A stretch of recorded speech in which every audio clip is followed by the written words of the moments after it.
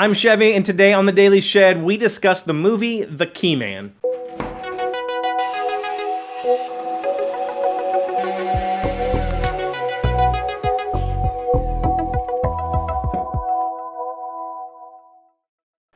Hello, friends. It's Monday, Movie Monday here. Welcome to The Shed. I hope you're having a good weekend. Today is Memorial Day in the United States, which is a day to remember those who have given their lives for our country. And it's typically a day of celebration. It's not a somber day. Usually people grill out, have family time.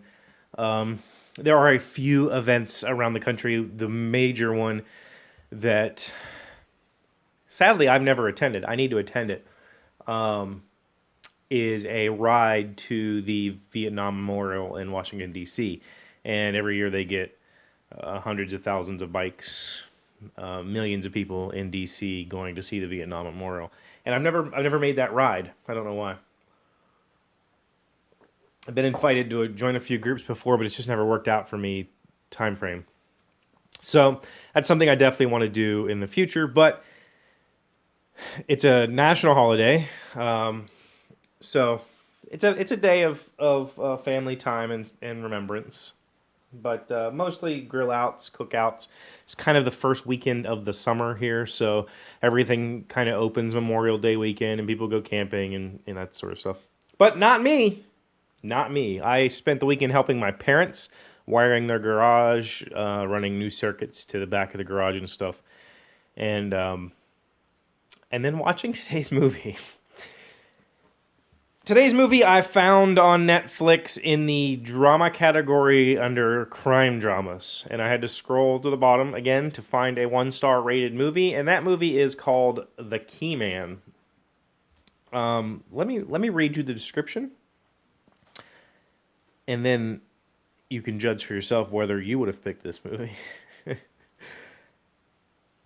It says, a struggling insurance man, desperate to provide for his family, is roped into getting a rich quick scheme by two con men and driving to the breaking point. What a terribly written description. It was made in 2011. Hugo Weaving's in it, which is cool. Brian Cox, Judy Greer, and there's some names in here. So it has a 1-star rating on Netflix. I don't think I would give it a 1-star rating, actually. I semi-enjoyed this movie for various reasons. It was made in 2011, but this film was set in the 70s, and they did a lot of 70s style editing and filmography. They used some really grainy film, so it had that 70s look to it. The movie, it's about an hour and 30 minutes. If you want to watch it, it's not that long. Maybe a little hour and 40 minutes. It is largely a movie of B-roll. And by that I mean there's not a whole lot of key dialogue. There's not a lot of key scenes. There's a lot of filler. Like, this probably could have been a half-hour TV show. But instead it's 90 minutes. And that's not to say it's bad for that. The B-roll is enjoyable. The editing is fun. If it's a little annoying after a while, there's a lot of that, like, pieced together frame by frame, odd overlay type editing that was done in the 70s, like that new, oh dude, look what we can do. But you know what? I wouldn't give it 3 stars. I wouldn't give it 1 star. I would probably give it about a 3 out of 5. It actually wasn't a terrible movie. The acting was really good. Hugo Weaving plays Hugo Weaving. I don't know what else you could say about that. And it was stylistically interesting. If you're into that sort of thing. If you like filmography, you'd probably enjoy watching the stylization of this, especially like a modern interpretation of 70s film. So I thought it was actually a interesting movie. In the movie, Insurance Man, it kind of steers you wrong in saying that the guy was struggling. They set it up in the beginning as he was used to be the top rung in insurance, and now he's at the bottom. So these two con men pick him, but he wasn't. It didn't. You didn't get the impression that he was struggling at all. And then they basically promised him they'll sign an insurance deal, which was going to give him a pretty big cut. And then he told his wife he could buy a house. So they end up buying this house, and now he's stuck. So he inadvertently got in a bad situation. And then he took these guys up on their con man offer to basically run an insurance scam. And yeah, so interesting little flick.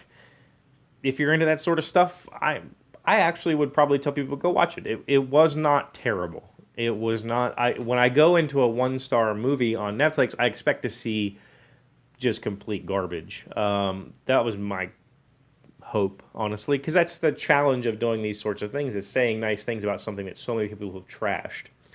But I think this is one of those artsy movies that has a key demographic, and I probably fit that demographic fairly well. I enjoyed the stylization of it. So if you're into that sort of thing, The Key Man might be for you. It is currently on Netflix, so go check it out.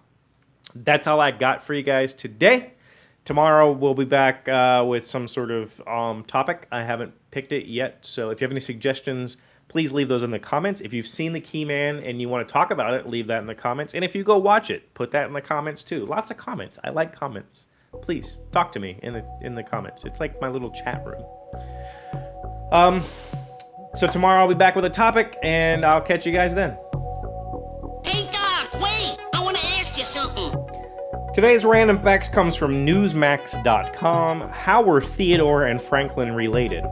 While many Americans may assume that President Franklin D. Roosevelt, 1933 to 1945, was the son of Theodore Roosevelt, 1901 to 1909, the two former presidents who led the country 3 decades apart were actually fifth cousins. Their closest tie was FDR's wife Eleanor, who was also the niece of President Theodore Roosevelt. Whoa. So, hold on. They were fifth cousins, but he married her niece. Was she a niece by marriage? That's... Somebody do the math. That's kind of weird.